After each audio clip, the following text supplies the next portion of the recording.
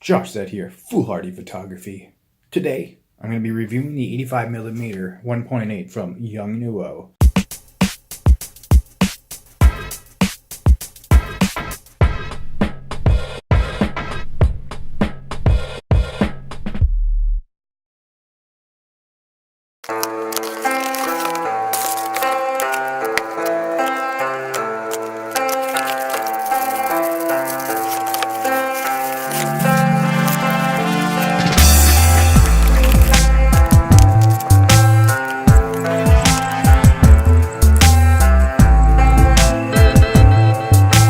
If you don't know who Yongnuo is, they're basically a Chinese manufacturer that makes alternatives to other camera manufacturers' stuff.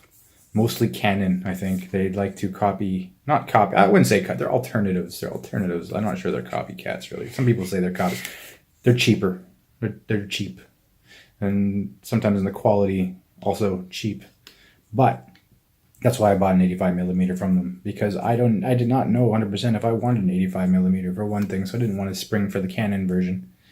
And also, 150 euro. That's not that bad to take a gamble. But I also did some research before I bought it, knowing that it actually does have some decent quality imagery from what I've seen from people doing reviews. There's some definitely more scientific reviews online. So on YouTube, I'll be shooting with a Canon 6D and I'll be shooting with a Canon 70D, so a crop sensor and a full frame so you'll be able to see maybe a decent comparison of sort of what a full frame and a crop sensor will give you with this lens. Yongnuo is making really cheap alternatives. I think the first one they came out with was a 50mm. It's basically the same as the Plastic Fantastic. This is my cheapest lens that I have. This is the second cheapest lens that I have now, but this is the cheapest lens that I've had, and I've had it for 7 years. It is the nifty 50 Plastic Fantastic lens from Canon, and I still love it. I'm just waiting for the day that I accidentally drop it and it breaks. But, you know, I bought an 85mm. You can check out its fine, plasticky finish. It does have a little metal base here, so when you want to mount it on your camera, at least it's metal. That's not bad. That's not a bad thing. So it probably won't break off your camera very easily. And even the filter threads here, they're also metal. That's nice. So, I mean, it's cheap, but it's not like super crappy cheap. Like I said, the Plastic Fantastic is way crappier cheaper than this thing. And that's from Canon. This noise when it focuses, this doesn't zoom. It's a fixed focal length. Yeah, but it has an autofocus, and it does make weird sounds.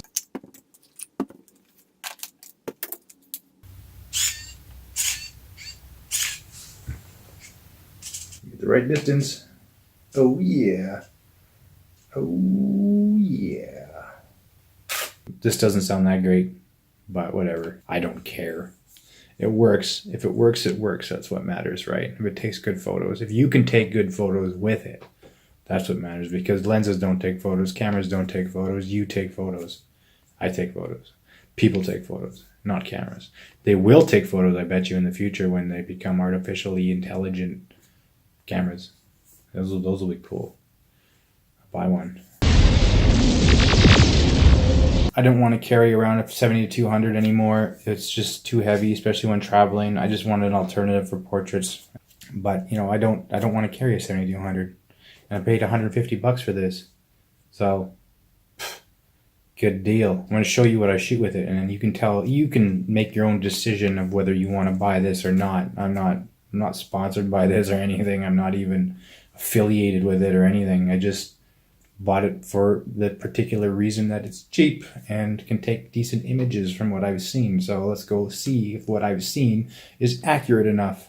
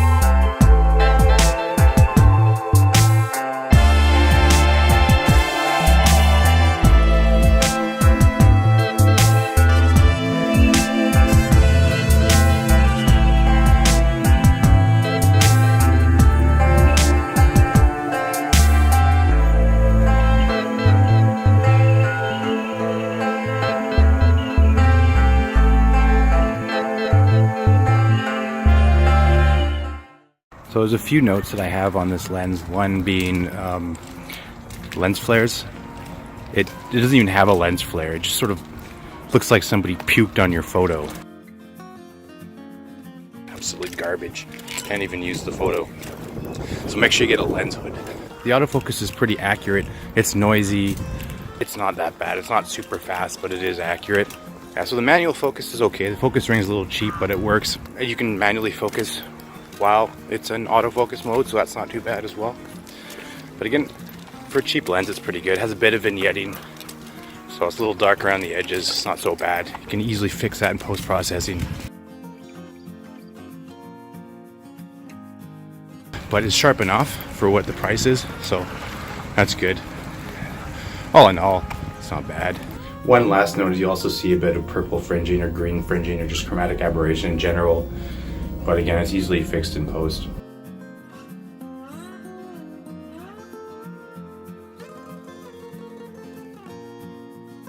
Alright, Josh Zed here. Remember to please like, share, comment, and subscribe to my channel.